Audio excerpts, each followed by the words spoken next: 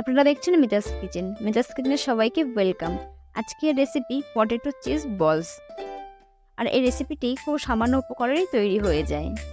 তার জন্য আমি এখানে আলু নিয়ে নিয়েছি, আর আমি আলুগুলি খুব ভালো করে সেদ্ধ করে নিয়েছি। এবার আলুগুলি ম্যাশ করে নেব।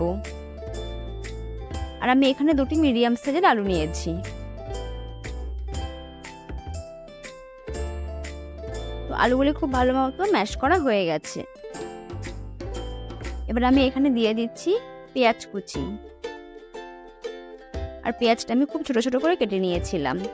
তারপরে দিয়ে দিচ্ছি সামান্য পরিমাণে ক্যাপসিকাম কুচি। আর আমি এখানে লাল রঙের ক্যাপসিকাম নিয়েছি। তারপরে দিয়ে দিলাম টেস্ট অনুযায়ী নুন। আর দিয়ে দিচ্ছি লঙ্কার গুঁড়ো আর একটু ঝাল লঙ্কার গুঁড়ো। তারপর দিয়ে দিলাম সামান্য পরিমাণে গরম মশলা গুঁড়ো। আর দিয়ে দিচ্ছি সুজি। সুজিটা দিলে বেশ ক্রিস্পি হয়, তাই আমি এখানে সুজি দিয়ে দিয়েছি। তারপরে দিয়ে দিচ্ছি কর্নফ্লাওয়ার। আর দিয়ে দেবো 1 চামচ বেসন। আর দিচ্ছি সামান্য পরিমাণে হলুদ। এবার সমস্ত উপকরণগুলি খুব ভালো মতো মিশিয়ে নেব।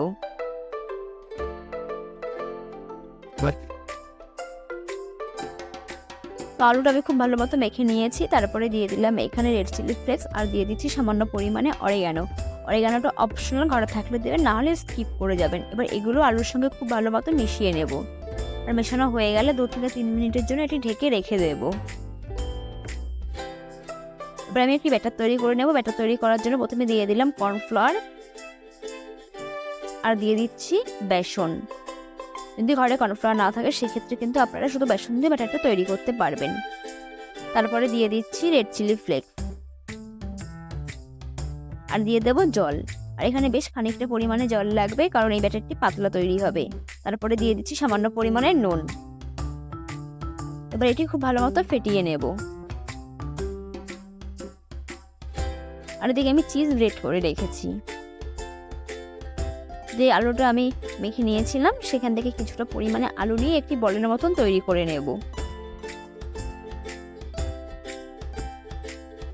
তারপরে 2 হাতের সাহায্যে এটি চ্যাপটা করে নেব। আর যেই চিজ আমি ব্রেড করে নিয়েছিলাম সেখান থেকে কিছুটা পরিমাণে চিজ মাঝখানে দিয়ে দেব।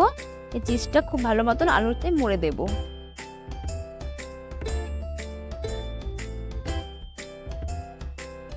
দেখুন চিজটা খুব ভালো মতন মোড়া হয়ে গেছে।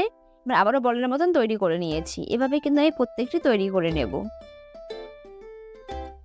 তৈরি হয়ে গেছে। এবার যে আমি ব্যাটারটি তৈরি করে রেখেছিলাম তাতে বলগুলি দিয়ে দিলাম, দিয়ে খুব ভালো মতন মিশিয়ে নিচ্ছি।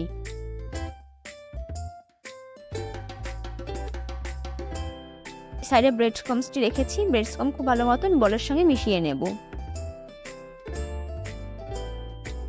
তো আবারও আমি যেই ব্যাটারটি তৈরি করেছিলাম তাতে মিশিয়ে নিচ্ছি। তাতে করে 2 বার করে করলে এটি খুব ক্রিস্পি হবে। আমি আবারও দিয়ে দিলাম। তো আবারও এটি তুলে ব্রেড ক্রাম্ব খুব ভালো মতো মিশিয়ে নেব।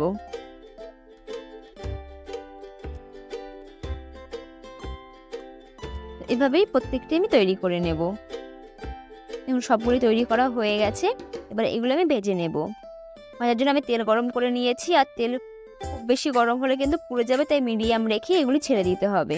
এক এক করে আমি সবগুলি ছেড়ে দিচ্ছি।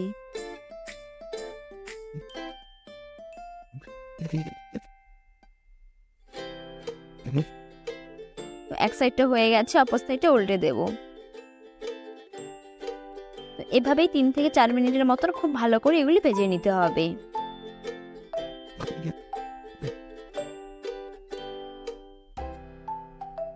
আমি খুব ভালো মতন ভেজে নিয়েছি। আর দেখুন এটি সুন্দর কালার চলে এসছে। এবার আমি এগুলি তুলে নেব। আর এগুলি তুলে আমি একটি টিস্যু পেপারের উপর রেখে দেবো, যাতে এর এক্সট্রা তেলটা ঝরে যায়। এভাবে বাকিগুলো ভেজে নিয়েছি। রেসিপিটি আপনাদের কেমন লাগলো সেটি আমায় কমেন্ট করে জানাতে ভুলবেন না। আর আমার চ্যানেল নতুন হয়ে থাকলে চ্যানেলটি সাবস্ক্রাইব করবেন ও পাশে থাকা বেল আইকনে ক্লিক করে দেবেন। আর অবশ্যই বাড়িতে একবার ট্রাই করে দেখবেন, সকলের ভীষণ ভালো লাগবে। তো আমি আপনাদের একটা ভেঙে দেখাচ্ছি। দেখুন ওপরটা কতটা ক্রিস্পি আর ভেতরে চিজি। আশা করি দেখে বুঝতেই পারছেন। তো তো সকলে ভালো থাকবেন, সুস্থ থাকবেন। ধন্যবাদ। দেখা হচ্ছে পরবর্তী কোনো নতুন রেসিপিতে।